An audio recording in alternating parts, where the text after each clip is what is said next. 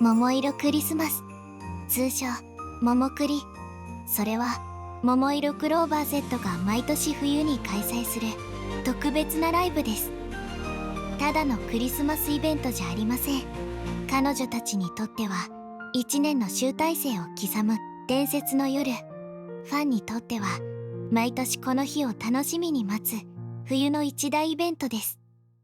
この物語の始まりは2010年12月24日、東京日本青年館で行われた初めての単独ホールライブ。サブタイトルはタッピー。本物のプロになるという決意を込めた彼女たちの挑戦でした。下積み時代は車中泊で全国の家電量販店を回り、路上ライブを続ける日々。それでも夢だけは諦めなかった少女たち。そして迎えたこの夜。開演直前まで不安で胸がいっぱいでした。お客さん来てくれなかったらどうしよう。でも幕が上がると目の前に広がっていたのは1200席満員の客席。メンバーの目に涙があふれ、声が詰まる。この夜は彼女たちの未来を変える始まりの夜となりました。ここから桃色クリスマスという物語が歩き出します。ももクロはここから駆け上がります。その転機が2011から2012年の桃色クリスマスです。規模、演出、曲目全てが急速に進化しました。2011年埼玉スーパーアリーナで初のアリーナライブが実現しました。観客は約1万人に達しました。早見あかりの脱退を経て5人体制で再出発。この年から桃栗の土台が作られます。プライドのテーマがオープニングで流れ、レニー・ハートらのコールで登場しました。放送席が設けられ実況解説が入りました。実況は矢野武史、解説は山里亮太、川上彰です。このプライド風オープニングは以降の桃栗でも定着し、観客にとって「あ、桃栗だ!」と直感させる象徴的な合図となっていきます。2012年は紅白初出場決定直後の開催で再び埼玉スーパーアリーナでした。前年1日1万人から確実1万6000人へ拡大しました。かな子は紅白決定を改めて報告しました。玉井しおりは紅白の向こう側へ行こうとファンに力強く呼びかけました。ライブは敵との対決を主軸に演出され、松崎しげるの登場寸劇が伝説となります。2011年のプライド風演出を起点に桃栗の様式が確立されました。2012年の大成功と合わせて国立競技場を目指す大きな布石となったのです。2013年、桃栗は大きな転機を迎えます。舞台は西武ドーム。屋根はあるけれど壁のない半屋外構造のドームです。この日の最低気温は4度。冬の夜のドームはまるで巨大な冷凍庫でした。ステージも客席も白い息が立ち込める極寒のライブ。普通ならありえない環境。けれどももクロは一歩も引きませんでした。お前ら凍えながら燃え上がれ。ファンを煽りながら自分たちも全力で駆け抜けます。そしてライブ終盤、会場のスクリーンに一人の男の姿が映ります。松崎しげる。その口からサプライズが告げられました。桃色クローバー Z 国立競技場でのライブ決定。女性グループとしては史上初の快挙でした。長年掲げてきた夢がついに現実になった瞬間です。メンバーは信じられない顔で立ち尽くし、その場にへたり込み涙をこらえきれず号泣しました。驚きと喜びが極寒のドームを温めるように広がります。その涙の中で歌われたのはあの空へ向かって、路上時代から歌い続けた原点の曲です。小さな夢が大きな夢へとつながった瞬間でした。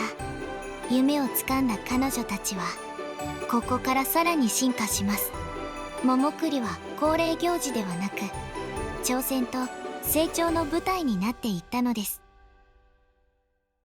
国立競技場という大きな夢をつかんだももクロ。桃栗は次のステージへ進化していきます。ただ大きな会場でライブをするだけではありません。毎年全く違うコンセプトを打ち出しファンを驚かせる実験的なライブへと変わっていったのです。2014年テーマはシャイニングスノーストーリー。この年の桃栗はまるでミュージカルのような構成でした。少女型ロボットに笑顔と感情が芽生えるという物語仕立てのステージ。歌とダンス、映像が一つの物語を紡ぎます。桃田かな子が国立のステージで語った言葉があります。笑顔で天下を取りたい。その思いを体現するようにこの年の桃栗は物語で笑顔を届けるライブになりました。2015年タイトルはビューティフルサバイバーズ。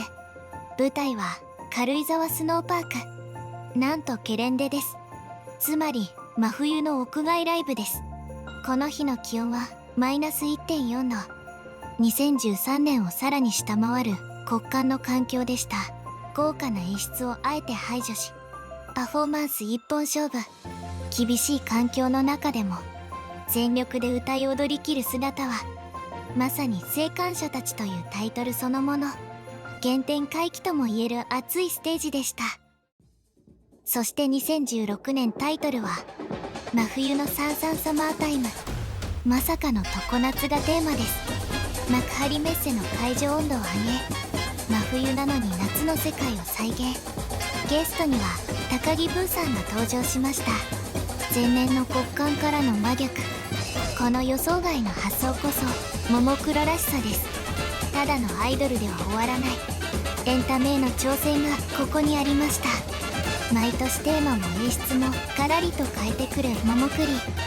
それは彼女たちが自分たちの殻を破り続けた証でもあります。ももクロの歴史が新たな章を迎えます。2017年5人体制での最後のもも栗エレクトリックワンダーランド。このライブは長い歴史の中でも特別な夜として語り継がれています。音楽ライター小島和弘さんはこう語りました。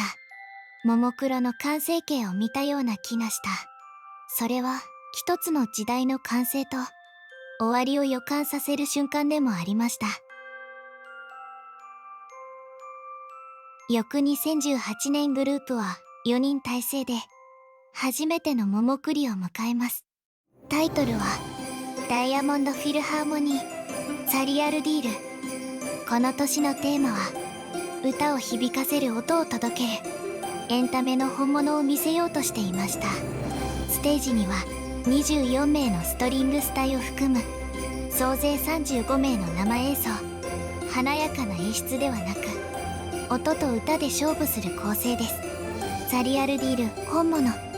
それはももクロが音楽と真剣に向き合う決意のステージでした。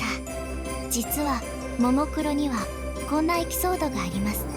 デビュー当初彼女たちは歌に自信がなく口パクにしてほしいと懇願していました。歌に対するプライドがないのかと問われ全員が答えました。ないです。会場が笑いに包まれるほどの正直すぎる答えでした。でもそれは過去の話です。2018年のもも栗で彼女たちは苦手と真正面から向き合いました。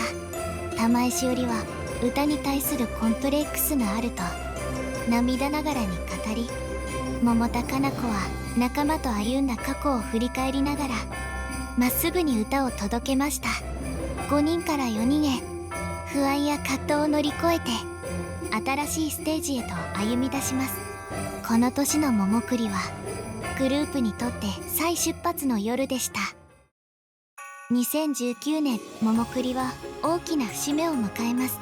初開催から10年。タイトルは冬空のミラーボール、過去の映像を織り交ぜながら10年の歩みをたどる記念公演となりました。デビュー当時から応援するモノノフにとっては胸が熱くなる内容でした。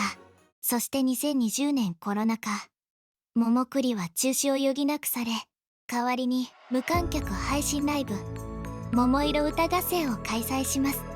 観客のいないステージでも全力で届ける姿は逆境の中で輝きを増しました。2021年桃栗は埼玉スーパーアリーナで復活を果たします。それぞれのメンバーが自分の言葉で思いを語り、ステージに立てる喜びをかみしめました。2022年以降の桃栗はますます多彩になっていきます。ゲストとのコラボや映像演出の進化、そして何よりメンバー自身が楽しんでいる姿が印象的です。長年桃栗を支えてきた定番コーナーといえばレニちゃんのマジック、高木レニのちょっといいとこ見てみたい、毎年ハラハラさせながらも見事にマジックを成功させ会場を大いに沸かせます。このコーナーがないと桃栗は始まらないと言ってもいいほどです。彼女たちの成長や挑戦を笑いとともに見届けられるのも桃栗ならではです。10年を超えてなお進化し続ける桃色クローバー Z。 桃栗は過去を振り返り未来を見据える場所へと成長していきました。夢を胸に挑んだ日本青年館の夜、極寒のドームで掴んだ国立競技場という大きな夢。毎年変化を恐れず新しいコンセプトに挑戦した数々のステージ。仲間の離脱や自分たちの弱さとも向き合い、4人で再び立ち上がった冬。10周年を超えてなお新しい夢に向かって走り続ける彼女たち。桃栗のステージには彼女たちの青春の全てが刻まれています。泣いて笑って立ち止まってまた進む、その一つ一つが見る人の心に物語を残してきました。ステージで泣いていた少女たちは今では後輩を導き夢を語るアーティストへと成長しました。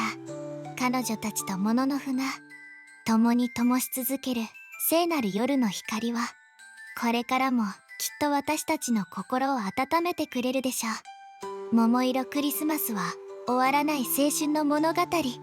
そしてその物語はこれからも続いていきます。